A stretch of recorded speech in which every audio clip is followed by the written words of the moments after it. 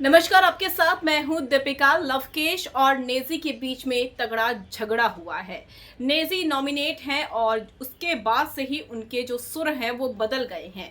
लवकेश के साथ हाथापाई की नौबत आ गई और घर में ये पहली बार हुआ है जब किसी दो कंटेस्टेंट के बीच में हाथापाई की नौबत आ रही है।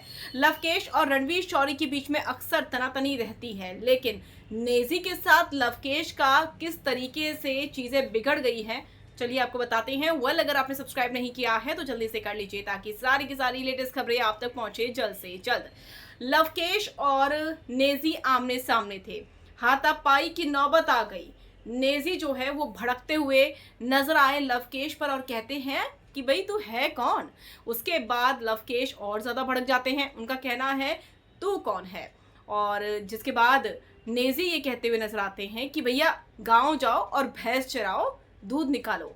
इसके बाद नेजी का गुस्सा यही नहीं रुकता है और वो लवकेश से ये भी कहते हैं कि तुझे च्युइंगम की तरह चबा कर थूक दूंगा।